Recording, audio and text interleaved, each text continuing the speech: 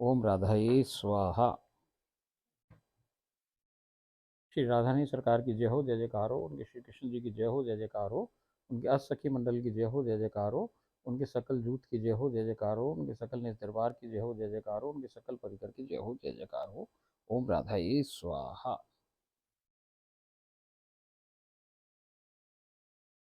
तो अपन ने कल सर बहुत सारी लीलाओं का आनंद लिया। तो अब अपन आगे की लीलाओं में प्रवेश करें। राधा रानी की कृपा की बरसात हो रही है भाई। तो आप इन लीलाओं में पड़े रहो, देखते रहो, आनंद से भरे रहो, एहसास से भरे रहो। और भैया अपने आप को रस रूप समझो। रस की इतनी सारी कला आप पे बौछार हो गई, अब आप रस रूप ही हो। तो भैया आनंद लेते रहो। और फिर और आगे की लीलाओं में प्रवेश प्राप्त करते हैं अपन। कल तक अपन ने 17 लीला तक इसका सुन लिया। तो आज अपन 18वीं लीला की शुरुआत कर रहे हैं। वो कह रही है कि मैं नित्य परिपाटी का अनुसरण कर प्राकट्य स्थल पर पहुंची हूँ। आज फिर आप श्री दूर से इसी ओर आती दृश्यमान हैं। मैंने दौड़कर उन्हें एक सिंहासन पर विराजमान करवाया, जैसे कल कराए हुए आज भी कराए हुए भाई। श्री चरणों को स्पर्श कर, श्री अंगुष्ठों को चूस कर, श्री तलवों को चाटा है। तभी सभी सखियां भी प्रकट हो गई हैं। आप श्री हम सबको साथ लेकर सीढ़ियों से नीचे उतरकर बाजार की ओर पधार गई हैं। आप श्री एक दुकान से सुहाग का सामान ले रही हैं। जो बरसाना आप कभी गए हो तो भाई जो सीढ़ियाँ उतरे हैं ना, वो सीढ़ियाँ बाजार में उतरे।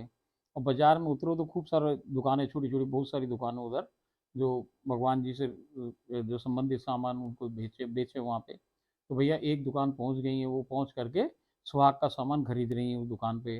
अब उस दुकानदार का भाग्य देखो भाई, कि स्वयं राधा रानी उसके सामने खड़ी भाई। और ये सखी सहेलियाँ खड़ी, भैया सखियाँ खड़ी। मगर उसको कोई थोड़ी मालूम है कौन राधा रानी आनी आ जाइए भाई सुहाग का सामान लेने के लिए। उस बड़भागी जीव को पता ना भैया, मगर बरसाने के सभी बड़भागी भाई। जो उसके गोद में बैठे रहे उनसे बड़ा भागी कौन भाई। तो वो दुकानदार है एक, अब वो दुकानदार के सामने पहुंच गई हैं। और उससे वो सुहाग का सामान उन्होंने खरीदा है।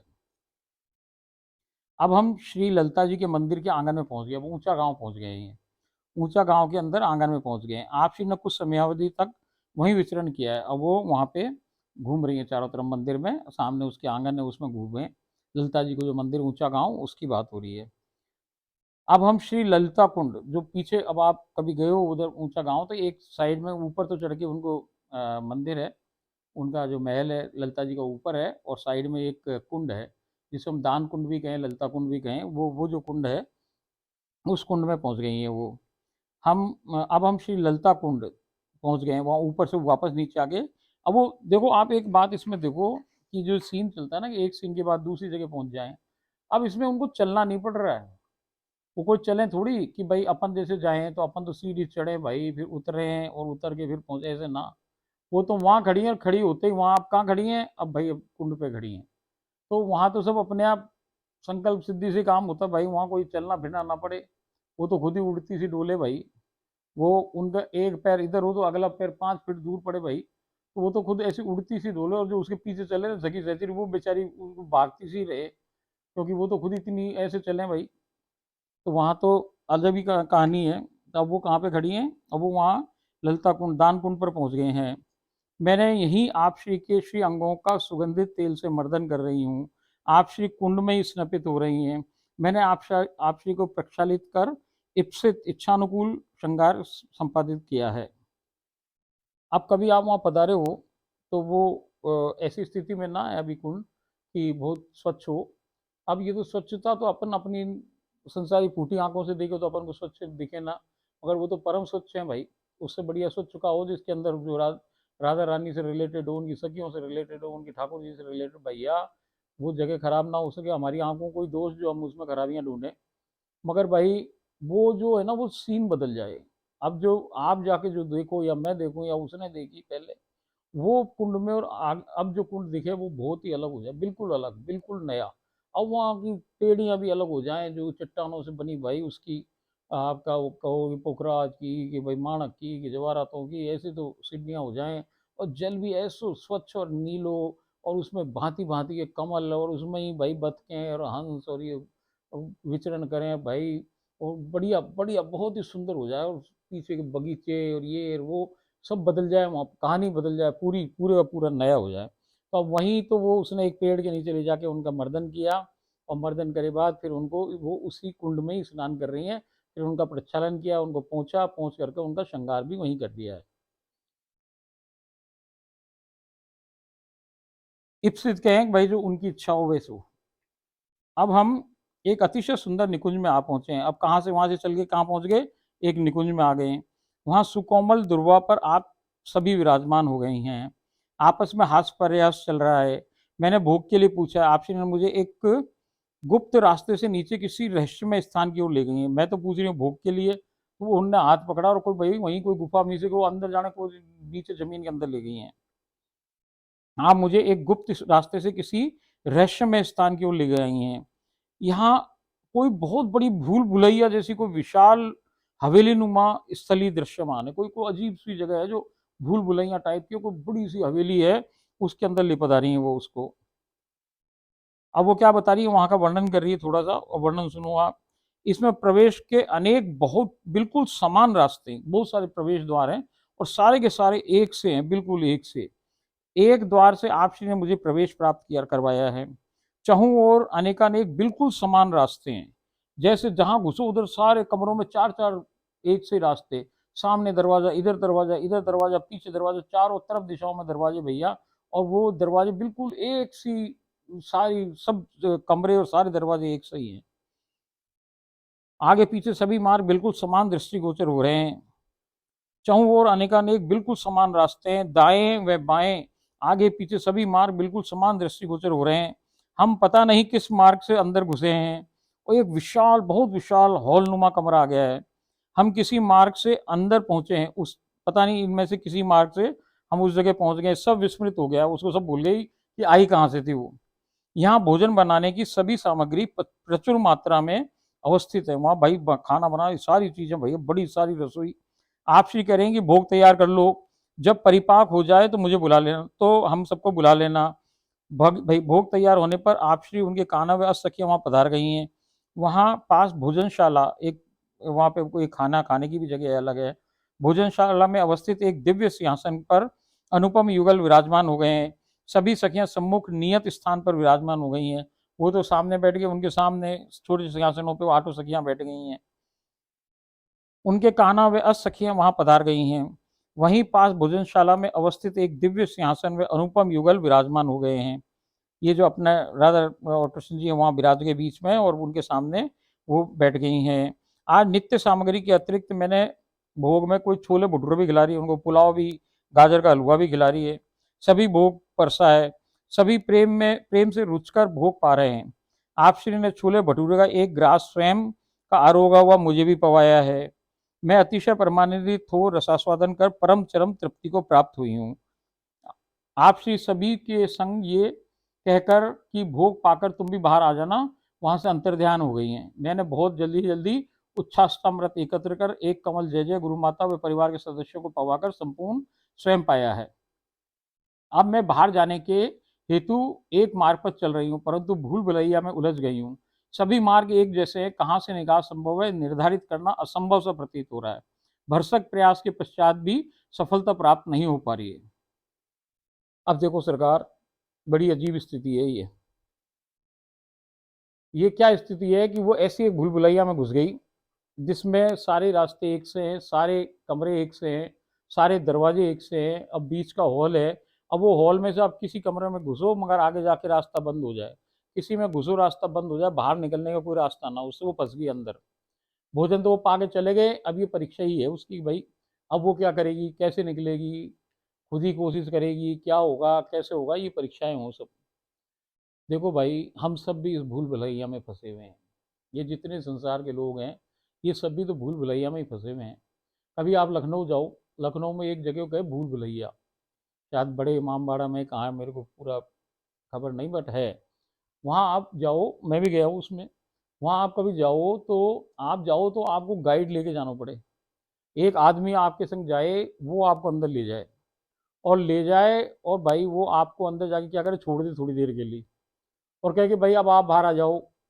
अब आप उसमें 2 घंटे 4 घंटे घूमते ही रहो, आप बाहर नहीं आ सको भाई, कैसे भी बाहर नहीं आ सकते हो आप। फिर वो अचानक ही आ जाए आपके पास भैया, और वही निकाल के बाहर ले जाए। देखो भैया, ऐसे ही हम भी उलझ गए हैं।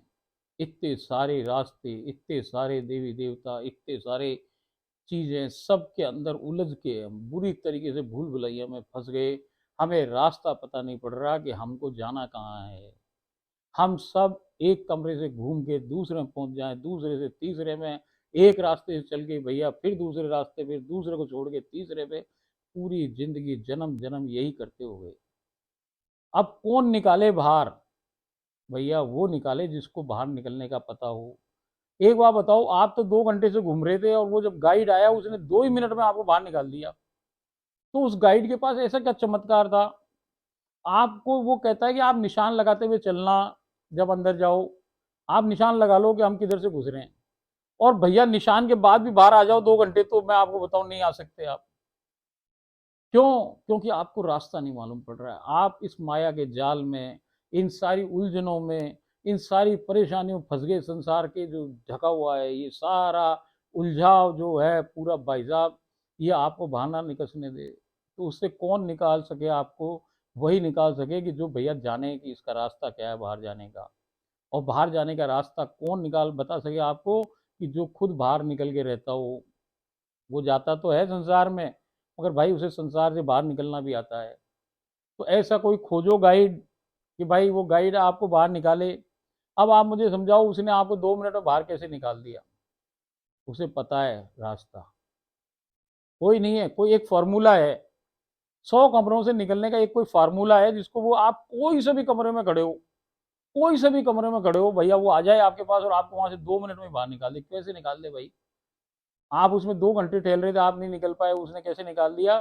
क्योंकि उसके पास एक सूत्र है, एक फॉर्मूला है। उसको पता है कि इसका रास्ता कैसे मिलेगा। उसको पता है कि भैया इस कमरे के जो ये 4 दिशाएं हैं, इसके हर सीधे रास्ते वाले गेट से अपन को बाहर निकलना है। सीधा रास्ता,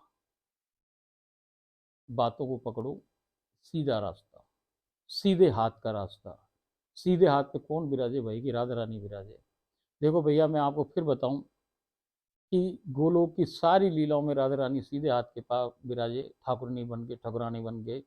और कन्हैया जी हमारे उनके बाएं रहे, लेफ्ट में रहते हैं। और कई लीलाओं में आप देखोगे वो उनके चरणों में बैठे हुए हैं। यहाँ आके ये कहानी इसलिए बदल गई कि संसार के दर्पण में उल्टो ही दिखे, तो भैया उल्टो ही सूझे हमें भी। मगर भैया वहाँ ऊपर बिल्कुल सत्य है, सत्य की दुनिया में ठकुरानी वही। तो सीधे हाथ पे कमरा जो है, सीधे हाथ के रास्ते से चलते जाओ, आप भी 1 मिनट में बाहर आ जाओगे। तो इस संसार को छोड़ने का तरीका क्या भैया? कि वो फार्मूला आपको बता दे कोई गाइड, तो आप भी वैसे निकल जाओ। तो भैया गाइड पकड़ो, कोई कोई सीधा रास्ता जानने वाला पकड़ लो, जिसको रास्ता बाहर निकालने का आता हो। उसको आप पकड़ लोगे तो आप भी बाहर निकल जाओगे जंजाल से। इस जंजाल से कोई निकालने वाला नहीं है, या तो राधा रानी स्वयं निकाले भैया। और वो स्वयं ही निकालती है, मगर वो खुद ना आती निकालने, वो गाइड से निकलाए। भाई वही सखी सहचरी है उसकी, वही उसकी निश्चय अंतरंग सखी सहचरी है।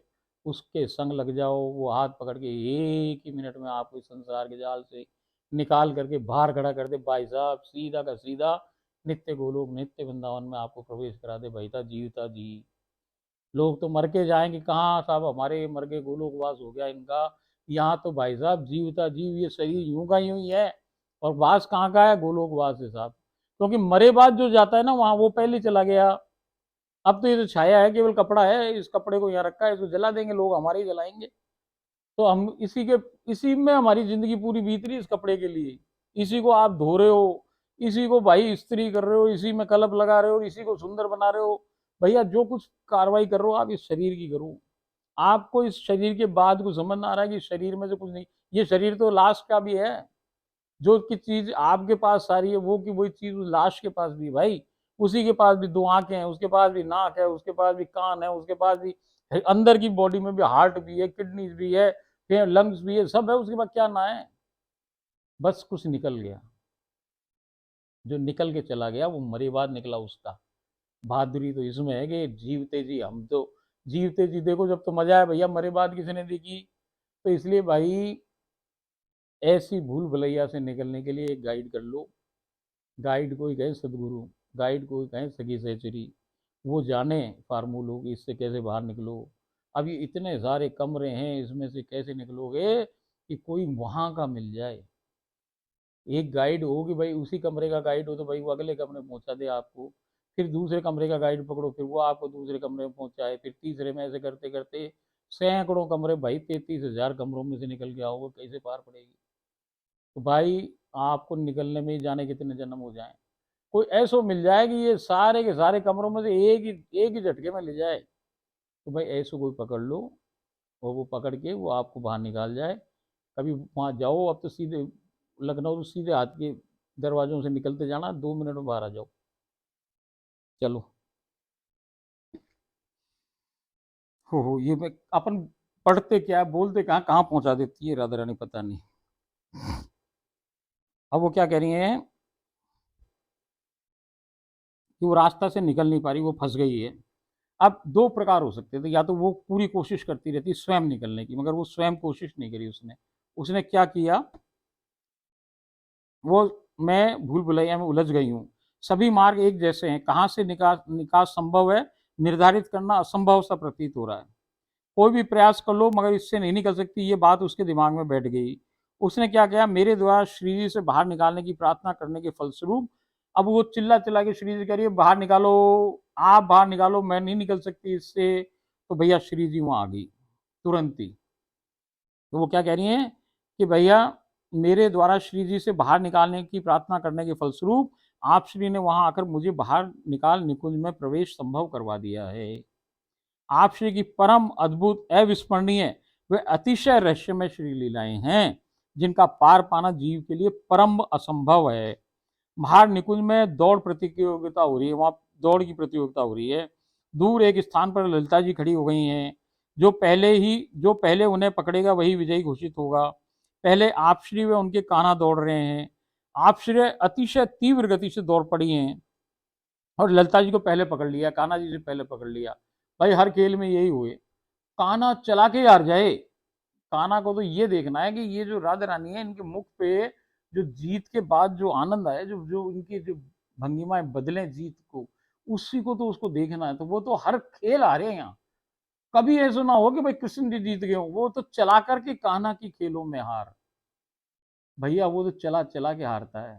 क्यों? क्योंकि उसे ये देखना है कि मेरी स्वामिनी कैसे प्रसन्न हो रही है, मेरी मेरी राधा कैसे प्रसन्न हो रही है इसको देख करके। तो भैया वो फिर हार गए। ललिता जी को किसने पकड़ लिया? आप श्री ने पकड़ लिया। राधा रानी सरकार स्वामिनी जी ने स्वयं पकड़ लिया, तेज गति से दौड़ के प्रथम स्थान को प्राप्त कर लिया है, विजय घोषित हो गई हैं। अब ललिता जी जो कि निर्णायक की भूमिका में है कि अतिरिक्त सातों सखियां भी दौड़ी हैं, मगर सातों सखियां भी एक ही स्पीड से, एक ही समय से, एक ही जगह पहुंच के सभी को सभी एक ही टाइम पे पहुंची हैं। मगर वो समय जो है वो राधा रानी के समय से कम है, तो भैया वो दूसरे स्थान पे आ गई हैं। दूसरे पे तो कान्हा जी थे, तीसरे पे हो गई अभी। मुझे वापस संसार में जाने का आदेश हो गया है और वो वापस इधर आ गई है, लीला में विराम हो गया है। ओम राधा स्वाहा।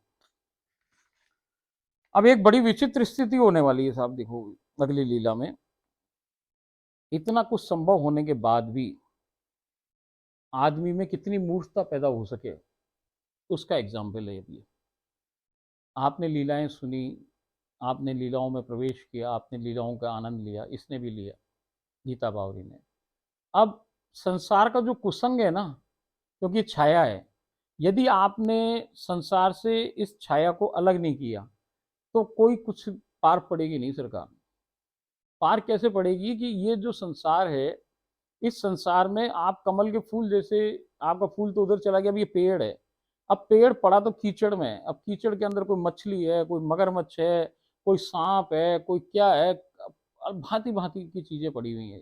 संसार ही कीचड़ है और यही सब हमको घेरे हुए चारों तरफ से जीव जंतु। भाई साहब इनसे बचने का एक ही उपाय है कि जिसको जो चाहिए वो दो। मछली किससे प्रसन्न होती है? दाने से। दाना फेंको तो मछली आपको छोड़ देगी, दाने की तरफ भाग जाएगी। मगरमच्छ आपको खाने आ रहा है, उसको मीट फेंको, मीट को लेके वो उधर भाग जाए, आपको छोड़ देगा वो भाई। जिसको जो रिक्वायरमेंट है, आपके रिश्तों से जिसको जो रिक्वायरमेंट है, आपको बीवी को, पत्नी को पति से चाहिए, पति को पत्नी से चाहिए, या बच्चों को जो भी है, जिसको जो चीज चाहिए परिवार में वो उसको वो दो। पहले आप आधी अधूरी देते थे कि हम भक्त, हम नहीं देंगे साहब पूरी, हम तो भक्त हैं। मगर भैया आप 100% दो, पूरे अभिनय करो 100%। ऐसे भैया यदि आपका फिर परिवार के बाद भाई आपके रिश्ते नातेदार है, एक समाज है कि भाई बहुत सारी अपनी रिस्पॉन्सिबिलिटीज हैं, अपनी नौकरी की हैं, बिजनेस की हैं, 100 रिस्पॉन्सिबिलिटीज हैं सब पे। सारी की सारी जगह केवल एक्टिंग ऐसी करो कि भाई हम जैसा संसार वैसे के वैसे हम हैं, हम में और आप में कोई फर्क ना, बिल्कुल फर्क ना। मगर भाई अपने चारों तरफ का 2 मीटर का घेरा, इसको बिल्कुल सुरक्षित रखो, इसमें संसार का प्रवेश नहीं होना चाहिए। जो आपका जो पूरी पेरिफेरी है, इस पेरिफेरी पे सखियों को खड़ी कर दो, 8 सखियों को पैरा लगा दो इस पे कि भैया घुसने मत देना संसार को इसके अंदर। तो भैया संसार से में रहते हुए संसार से दूर रहो। कोई आपको देख के कहे नहीं कि आप भाई संसारी नहीं हो, मगर भैया अंदर संसार लेश मात्र भी नहीं हो। मगर ये बड़ी विचित्र स्थिति है, यहाँ तक पहुंचने में बहुत बहुत बहुत बहुत उसकी कृपा से हो भाई, अपने करने से कछु ना हो रहा। तो भाई उसकी कृपा हो जाए और ऐसी कोई हो जाए स्थिति कि आप संसार में रह के संसार से बाहर हो। जैसे भाई कि आप जैसे फ्रूट जैम बनाओ, तो जैम बनाओ तो उसमें जैम में कोई जो कीड़ी मकोड़ी कुछ गिर जाए, कोई भी सामान गिर जाए, तो थोड़ी देर में क्या हो भाई साहब, वो सब का सब क्या हो जैम बन जाता है। आपके 1 साल आप 6 महीने रख दो, 2 महीने रख दो, सारी चीज जो बोतल में है वो क्या हो गया, वो सब जैम बन गई। अब आपको उसमें आप अलग अलग नहीं कर सको कि ये कौन सा तो फ्रूट था, ये भाई ये इसमें अनानास को अलग कर लो, पाइन एप्पल अलग करो, एप्पल अलग करो, इसमें ग्रेप्स अलग कर लो, फलाना करो, कचू ना, वो मिक्स है और वो मिक्स फ्रूट जैम बन गया। तो भैया अब उसमें जो कुछ भी गिरा, शक्कर गिरी शक्कर, उसमें जो कुछ भी गिरा वो सब कुछ अब कुल मिला के जैम हुए। मतलब ये संसार, आपको जब संसार में रहो तो भैया ये आपको संसार में एक सा ही लिप्त कर ले, पूरा बन जाए। इसका मैं निर्लिप्त होने का एक तरीका है कि भैया एक कांच की गोली बन जाओ आप, और उस बॉटल में कांच की गोली डाल दो। मैं कह रहा हूँ 6 महीने नहीं, उसको आप 2 साल रख लो, वो गोली की गोली रहेगी, वो कांच का कांच ही रहेगा, वो कभी जैम जैम नहीं बनेगा। तो भैया ऐसा ही कुछ यहाँ करो कि अपने को बिल्कुल निर्लिप्त रखो, अपने चारों तरफ का संसार थोड़ा दूर रखो। संसार का प्रवेश आपके अंदर नहीं होना चाहिए। आप संसार में हो, संसार में रहो, मगर संसार को अंदर मत आने दो। ये पहली बात है, ये सबसे इंपॉर्टेंट बात है। अब इस गीता बावरी के संग एक घटना घटित हो रही है, वो इसके लिए कितनी हानिकारक हो रही है देखो आप। ओम राधा ईश्वर। श्री लीला 19। आज साधारण सांसारिक लोगों के कुसंग ने ना जाने मेरे मन में ये क्यों विचार पैदा कर दिया है कि जो कुछ मैं देख रही हूं या अनुभव प्राप्त हो रहा है, कहीं ये मेरी कोरी कल्पना ही तो नहीं है। रात्रि भर इसी कुविचार ने मेरे मन में घर कर लिया और संपूर्ण रात्रि में इसी का मनन करती रही हूँ कि भाई ये जो जितनी लीलाएं मिलाएं देखी, कहीं ये मेरा सोच विचार ही तो नहीं है, कहीं मैं ही तो नहीं बना रही हूँ लीलाएं। ये कुसंग है संसार का, क्योंकि वो सोच रही है कि लोगों को जो संसार के उनको दिख नहीं रही, तो मुझे कैसे दिख जाएगी राधा, कहीं ये मैं ही तो सोच के नहीं हो रहा है मेरे संग। तो वो पूरी रात इस बात का मनन करती रही। सुबह जब मैंने मानसी सेवा में प्रवेश प्राप्त किया तो श्री ललिता जी व श्री विशाखा जी के मंदिर जाने तक तो सब कुछ नित्य की तरह ठीक चल रहा है, परंतु अचानक कुछ पलों के लिए मेरी मन में कल रात वाले कुविचार का प्रवेश हो गया है और कि कहीं ये सब मेरी पूरी कल्पना तो नहीं है। अचानक श्री लीला बिल्कुल जड़वत हो गई है, रुक गई भाई साहब, श्री लीला वहीं कहीं रुक गई। अब क्या हो गया, मुझे कुछ अनुभव नहीं हो रहा है। श्री जी से मेरी लाख प्रार्थना करने के पश्चात भी कुछ भी हासिल नहीं हुआ है। मैंने जैसे तैसे बिना सजीव अनुभव के नित्य परिपाटी परिपूर्ण करी है। संपूर्ण दिवस में पश्चाताप करती रही हूँ कि मैंने श्री जी की असीम कृपा पर संदेह कर कितना बड़ा जघन्य अपराध कर डाला है। देखो भाई साहब, लोग कहें कि साहब आपने कल्पना ही करके देख ली होगी, ऐसा ही उसने भी किया भाई।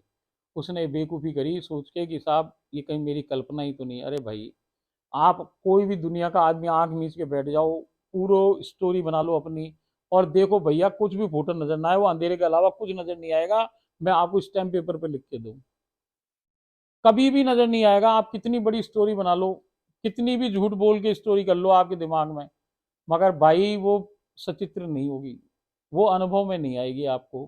केवल केवल केवल अंधकार का अंधकार ही रह जाएगा आपके तो भैया ये केवल उसकी कृपा है, लीला उसकी कृपा है, हमारा कुछ इसमें नहीं है। कोई भी लीला करने में प्रवेश करने का अधिकारी भी उसके कहने से है, और लीला होना ना होना सब उसके हाथ की बात भैया, सारी उसकी कृपा है, इसमें किसी कोई की भी बहादुरी ना है। तो बात को मान लो। अब इसको बाद में रियलाइज हुआ कि अरे ये तो मैंने बड़ी बड़ा जघन्य अपराध कर डाला, कि मैंने तो इतनी मेरे को लीलाएं दिखाई, उन्होंने इतनी बड़ी बढ़िया अच्छा काम करा, और मैंने अनुभव किया, मैंने उनका श्रृंगार किया, सब कुछ किया, और क्या मैं कल्पना ही थी क्या? तो ये सोचने का विचार कि इतना बड़ा गलत है। तो उसका भाई ये उसकी स्थिति बहुत खराब, उसने बहुत क्षमा मांगी उनसे, मगर उसका कोई असर नहीं हुआ। संध्या को अब मैं पुनः मानसी में बैठी हूँ, आप श्री के श्री चरणों में अपना शीश धर के सतत विलाप कर रही हूँ। मेरे नेत्र नीर आंसू जो आ रहे हैं उसके से आप श्री के श्री चरणों का स्वतः ही अभिषेक संपन्न हो रहा है। अब वो इतने जोर से आंसू आ रहे हैं उसके कि वो जो विग्रह है, वो जो उनकी जो राधा रानी जो बैठी हुई जड़वत बनी हुई, उनके सारे जो चरण है वो उससे उनका अभिषेक हो रहा है, उसके आंसुओं से अभिषेक हो रहा है। मगर वो जड़वतें अभी भी कोई हिलडुल ना रही, वो वैसी की वैसी बैठी जैसे कोई पत्थर की मूर्ति बनी बैठी है। इतनी तो कृपा है कि अभी वो पत्थर की मूर्ति जैसी तो दिख रही है उसको। मेरे नेत्रों के नीर से उनका अभिषेक हो रहा है। मैं आप श्री से अपने जघन्य अपराध को क्षमा करने हेतु निरंतर प्रार्थना कर रही हूँ। कुछ समयावधि पश्चात आप श्री मेरे शीर्ष को अपनी अंक में रख लिया। अब उन्होंने मेरे सिर को उठा के अपने गोद में रख लिया है, और होले होले मेरे बालों में ऐसे सहला रही हैं। वो क्या कह रही है कि कुछ समय पश्चात आप श्री मेरे शीर्ष को अपने अंक में रख लिया है, और मेरी केश राशि सहला रही हैं। मेरे आंसू रुकने का नाम ही नहीं ले रहे हैं, अविरल प्रवाहमान है। समयांतराल पर आप श्री खड़ी हो गई हैं, अपना हस्त कमल मेरे कंधे पर रख मुझे साथ लेकर निज महल के ढलान वाले मार्ग से नीचे ले पधारी हैं। तभी श्री लीला में विराम आ गया है। ओम राधाई स्वाहा। देखा आपने सरकार, जरा सी गलती से क्या हो सके। अब एक लीला इसके बाद, अभी प्रॉब्लम क्या है कि अभी लीला उसको जो हुई उसका आपको मैं बता रहा हूँ कि इसका कितना बड़ा हर्जाना आपको भुगतना पड़ता है।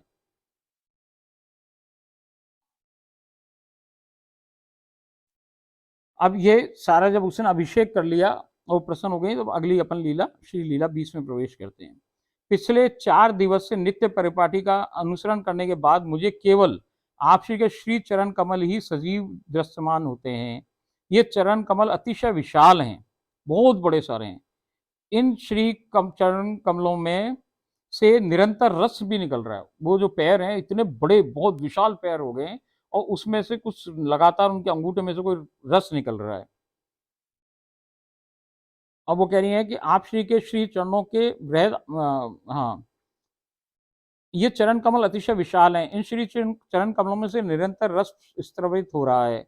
आप श्री के श्री चरणों के वृहद आकार की तुलना में मेरा आकार बहुत ही सूक्ष्म है। उसका जो आकार दिख रहा है उसको, और वो जो चरण है वो बहुत ही छोटा सा दिख रहा है।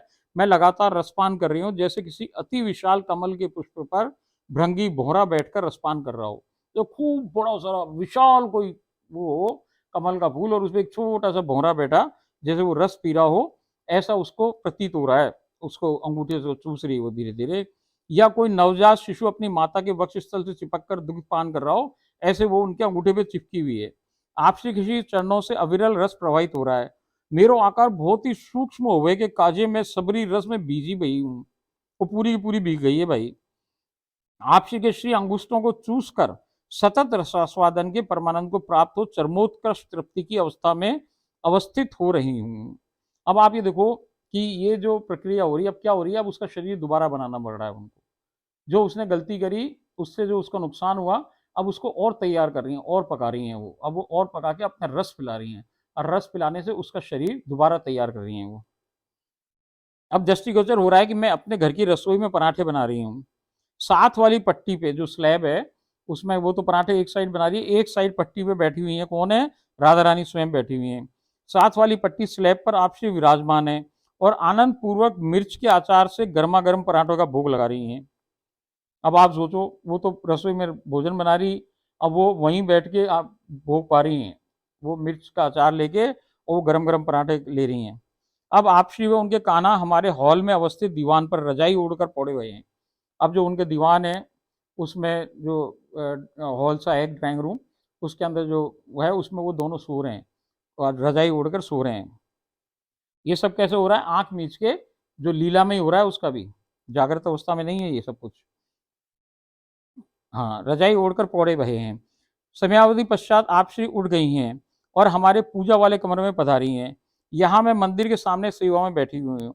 आप श्री ने मेरे शीश पर अपना हस्त कमल फेरा है। मैंने यहीं आप श्री को विराजमान करा दिया है। आप श्री के श्री अंगुष्ठों को चूसकर श्री तलवों को चाटा है। आप श्री ने आदेश दिया है कि हम 10 बीड़े पवाओ हमें, 10 पान चाहिए उनको, बोले 10 पान लेके आओ। तो वो फिर पान लेके आई हैं, उनको पान पवाए। आप श्री अब हमारे घर के मंदिर में प्रवेश कर अंतर्ध्यान हो गई। अब वो मंदिर तक गई और मंदिर के विग्रह में घुस गई वापस जा करके। तो लीला में विराम आ गया है। ओम राधाये स्वाहा। देखो भैया, जैसे मैं बताई कि बड़ी सावधानी का काम है ये, जो इनकी प्रेमा भक्ति है, जो भक्ति तो कहना ही बेकार, वो तो भक्ति तो वहीं खत्म हो जाए जहाँ तक गोपी भाव। अब तो ये जो प्रेम की रास्ता है, इस प्रेम के रास्ते का कैसा रास्ता भैया, कि तलवार की धार पे चलने जैसा है। तलवार की धार में क्या है कि एक तो राधा रानी है, राधा रानी के बीच में आपकी सहचरी है, और सहचरी के बाद आप खड़े हो। राधा रानी ने हाथ पकड़ रखा है आपकी सहचरी का, और सहचरी ने हाथ पकड़ रखा है आपका। अब वो दो के सहारे से अविलंब से आप उस पर चल रहे हो। यदि आपने जरा भी असावधानी कर ली, असावधानी किया है कि या तो आपने राधा रानी की बात में कुछ हेर फेर कर लिया या गुरु की बात में हेर फेर कर लिया, तो भैया तुरंत ही नीचे गिरो, तुरंत नीचे गिर जाओ। तो ये बड़ी कठिन रास्ता है इस पे चलना। तो इसमें जो आपकी सखी सहचरी जो आपको लेके आई यहाँ तक, उसकी बातों को आपको अक्षर से पालन करना पड़ेगा। अब जैसे ये स्थिति इसकी पैदा हुई, जो संसार आया, तो उस संसार में तुरंत आप बात करो, फ़ोन करो कि भाई ऐसा मेरे संग हो रहा है, मैं क्या करूँ? तो गुरु आपको कोई बात बताए, भाई कोई आपकी कोई क्या कमी है, क्या है, कैसे है। अब वो इसने मेरे को फ़ोन करी, तो मैंने इसको बताया भाई क्षमा मांगो, पैर इनके पैर पड़ जाओ। तो जब पैर पड़ते हो तभी जा कर के क्षमा करती हैं वो तो भूली है, वो सबको क्षमा कर दे भाई, बड़ी से बड़ी गलती वो क्षमा कर देती है आपकी। मगर उस प्रोसेस का ब्रेक हो गया। आपने देखा वो लीलाएं कितनी बढ़िया चल रही थी, उसमें एक ब्रेक हो गया। ब्रेक क्यों हो गया? क्योंकि इस कारण से हो गया कि भाई आपने बुद्धि लगा ली वहाँ। ये काम किसका होता है कि ये हुआ, ये सच है झूठ है, कौन सोचेगा? बुद्धि। तो बुद्धि संसार का विषय है। हमने आपको बताया कि उस देश में जब आप बुद्धि अपनी गर्दन काटते हैं, जब भी तो वो मिले। गर्दन काटने का अर्थ ये है कि कोई सच्ची में सुसाइड थोड़ी करना है भाई, केवल आपकी बुद्धि को आपको डस्टबिन में फेंकना है नीचे। यदि आपकी गर्दन कट के गिर जाए सर, तो बुद्धि आपके शरीर से अलग हो गई ना, नीचे पड़ी है वो तो। ऐसे ही वहाँ डस्टबिन लगा हुआ बाहर गेट पे ही, भैया उस नित्य वृंदावन में जाने के लिए आपकी बुद्धि को पहले डस्टबिन में डाल दो। तो बुद्धि का काम ना, इसने अपनी बुद्धि अप्लाई कर ली, तो बुद्धि अप्लाई करके इसकी लीलाओं में ब्रेक आ गया। अब चालू होंगी लीलाएं, खूब आगे चालू होंगी, मगर गलती का एहसास करना पड़ता है। वो गलती बता देती है आपकी कहाँ गलत हो। फिर वो बता दिया, उसने सिद्ध कर दिया कि तेरे बस की बात ना भैया, तेरी कल्पना से ना चल रही थी, मैं ही दिखा रही थी इसको और मैं ही दिखाऊंगी तेरे को। चलो फिर कल बात करते हैं। ओम राधा स्वाहा।